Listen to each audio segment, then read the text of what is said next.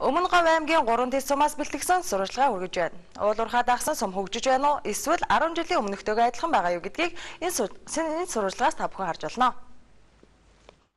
Өмнө Говь аймгийн баруун урд хэсэгт 3 дэс сум байрладаг. Монголын 33 говийн нэг хөхөлцгийн говьд чимээ аниргүйхан байсан энэ сум 10 жилийн өмнөөс газрын баялагаа ашиглаж уулуурхаа хөгжих их ажил эхэлсэн. Энэ сумын нутаг алт, нүүрс, давс, ховор, металл гэд байгалийн баялагаар баялаг нийт 15 ашиглалтын лицензийг Америк нэгдсэн улс, Канада, Монголын компаниуд зөвхөн 3 дэс сумын нутаг дээр эзэмшиж байна. Монголын үндэсний томоохон компани Монголын алт буюу МАК зэрэг компаниуд энд үйл ажиллагаа явуулдаг. Энд ирээдүйд уулуурхайг дагсан хөгжил, бизнесийн зах зээл бий болно гэсэн хүлээлт байдаг.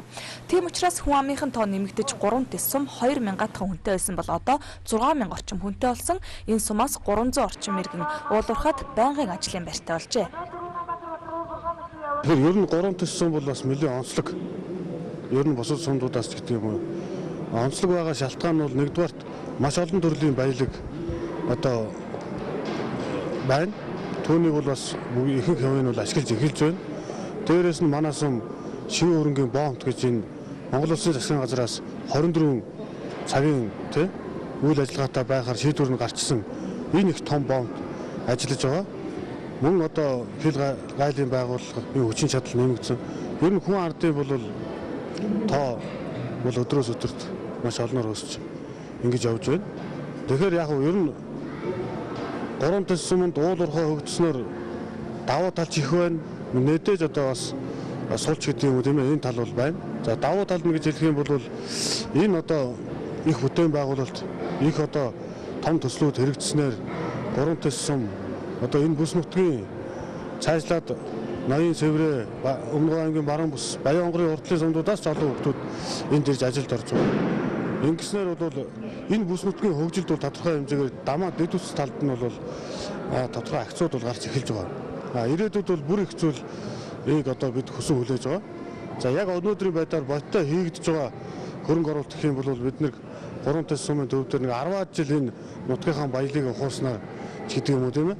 Ингэсний үр дүнд бий болсон одоо байгаа бодит хөрөнгө оруулалт гэж хэлэх юм бол нэгдүгээрт энэ спорт зал гэж байна. Бидний одоо өнөөдрийн арга хэмжээ зохион байгуулж байгаа.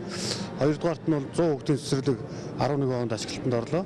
За гуравдугаарт нь бол ерөнхий боловсролын сургуулийн 320 хүүхдийн хичээлийн байр, 120 хүүхдийн дотор байрны ажил бол одоо энэ 12 оны 9 сар гэхэд 100% дуусгаар ажил нь бол 50% та ингээд явж байгаа. Иймэрхүү бодит хөрөнгө оруулалтын чанартай зүйл бол хийгдэж байгаа.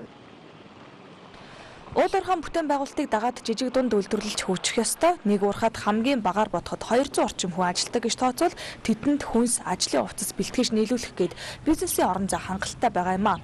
Гэхдээ орон нутгийн жижиг дунд үйлдвэрлэгчид буюу өрхийн үйлдвэрлэгчид энэ хэрэгцээг дангаараа хангахад хэцүү.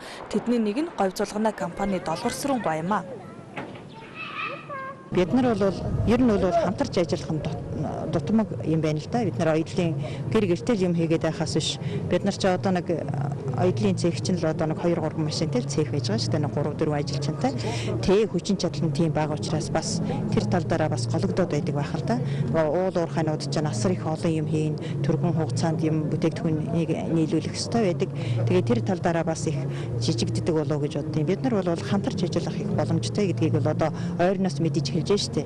Ер нь түрүүчийн жилүүдэд бол дандаа л хуваарай л ажиллаад байсан чинь одоо юм төрөхгүй нэ. Тэгэхээр одоо оюутлын үйлдвэр гэхтэл одоо бөөнөрөө нэг захиалга өгөө тэрнийг хамтраад хуваагаад хийдэг.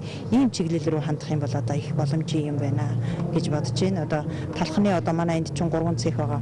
Мөн боломжийн одоо тэгээд нийлээд хамтраад ажиллах юм бол бас одоо боломжтой байна. Орон нутгийн жижиг дунд бизнес эрхлэгчдэд Монголын алт МАК компани 100 сая төгрөгийн зээлийн тусламж үзүүлсэн байна. Бас засгийн газраас жижиг дунд бизнес эрхлэгчдэд үзүүлдэг хөнгөлөлттэй зээлүүд энэ бүхнийг нэгтгэвэл хөрөнгийн их өсөр бас ч гэж байгаа. Хамгийн гол нь зах зээлд найдвартай, чанартай нийлүүлэгч байх шаардлага орон нутгийн бизнес эрхлэгчдийн өмнө гарч ирж байна. 3 дэс сум бос сумдыг бодвол 2 ч цэцэрлэгтэй бас МАК-ийн ерөнхий боловсролын сургуулийн цогцлбор барьж ашиглалтанд оруулж байгаа гэд бүтээн байгуулалтын ажил эд өрнөж байгаа юм.